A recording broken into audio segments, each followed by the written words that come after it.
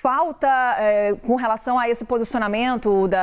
dos ministros das Relações Exteriores, faltou ali esse pedido de cessar-fogo tão aguardado, porém não há qualquer indicativo de que isso aconteça. O que a gente pode esperar para o futuro desse conflito que já passa de um mês na região? Carol, ao que tudo indica, não teremos o cessar-fogo até Israel se sentir completamente satisfeito no que diz respeito à eliminação de membros estratégicos do Hamas e a garantia de retorno dos sequestrados, das pessoas que foram feitas reféns após o ataque de 7 de outubro por parte do Hamas.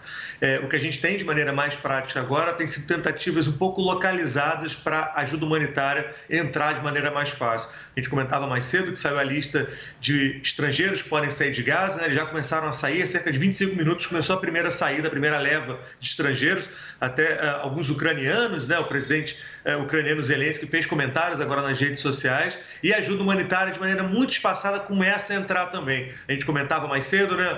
quem acompanha a nossa programação deve ter visto, a ideia de que para cada estrangeiro que tem saído de Gaza, também vai se autorizando a entrada de alguns caminhões de ajuda humanitária, de comida, de mantimentos, de modo geral, para a população que está por ali. Mas essa ajuda não é suficiente, os cálculos têm sido feitos, pelo menos 200 caminhões deveriam entrar em Gaza, ontem, por exemplo, entraram 15, então não há possibilidade efetiva de garantir o abastecimento para aquela população. E como você bem coloca, há um congelamento completo no campo diplomático, seja nas Nações Unidas, nas reuniões do G7, que aconteceram ontem e hoje, não há indicativo de que será possível pressionar para um cessar-fogo completo para garantir a entrada de mantimentos, a entrada de ajuda e, como você comentava mais cedo também, Carol, um debate para que palestinos feridos possam sair para serem tratados no Egito. Segundo informações das Nações Unidas e de organizações humanitárias como a Cruz Vermelha, os hospitais em Gaza estão colapsados, não há mais a possibilidade de lidar com tantos feridos, não há, por exemplo, anestesia, operações têm sido feitas sem anestesia de modo geral. Então, uma das estratégias tem sido retirar os palestinos muito feridos para que eles façam o tratamento no Egito. O problema, tivemos hoje a saída e ontem cerca de 17 palestinos conseguiram sair para terem seu tratamento no Egito, principalmente alguns pacientes que faziam tratamento de quimioterapia, de câncer, mas eles passaram quase uma semana para serem autorizados a sair de Gaza em direção ao Egito. A garantia de Israel é que não se tratariam de militantes e ativistas do Hamas, mas de civis. E em meio a essa tentativa de controle, a gente vê que a população fica esperando, muitos não vão conseguir ter esse tempo, vão acabar morrendo ao longo desse processo e efetivamente sistema diplomático bloqueado, não temos a possibilidade de cessar fogo a médio prazo, Carol. Lembrando, ontem, uma série de analistas do Departamento de Estado dos Estados Unidos fizeram declarações argumentando que dentro dessa toada,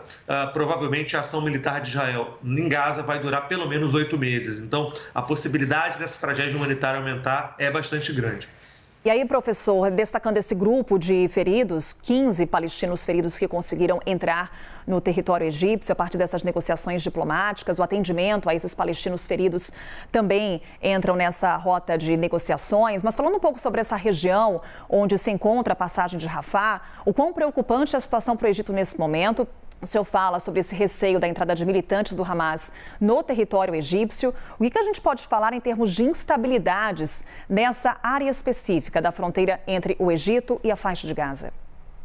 Carol, o Egito tem feito declarações bastante claras sobre por que não pode ou não quer receber os palestinos. O argumento egípcio é de que tem uma economia bastante complicada, uma economia que já recebe refugiados da região, por exemplo, da Líbia, e que a entrada de palestinos, a gente está falando só em Gaza, 2 milhões de pessoas, mais de 2 milhões de pessoas, geraria um verdadeiro colapso no sistema de saúde educacional egípcio. Além disso,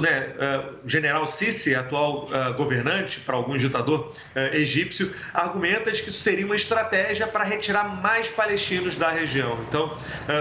de modo geral, os conflitos entre palestinos e israelenses desde 1948, quando há derrota por parte dos palestinos, ao deslocamento dessa população, em alguns momentos até com a promessa de que os palestinos se deslocariam e depois voltariam, mas isso nunca aconteceu, e há um receio por parte do Egito de que, caso esses palestinos sejam expulsos, eles eles fiquem de maneira permanente em território egípcio, o que seria também, em alguma medida, uma tragédia, né? O que a gente tem de maneira muito prática agora tem sido também um debate do que fazer com essa população deslocada. A gente vem debatendo aqui na nossa programação que Israel vem pedindo e soltando panfletos ao norte de Gaza, dizendo que a população civil deve se deslocar ao sul, com a promessa de que eles podem retornar ao norte após o fim da operação militar.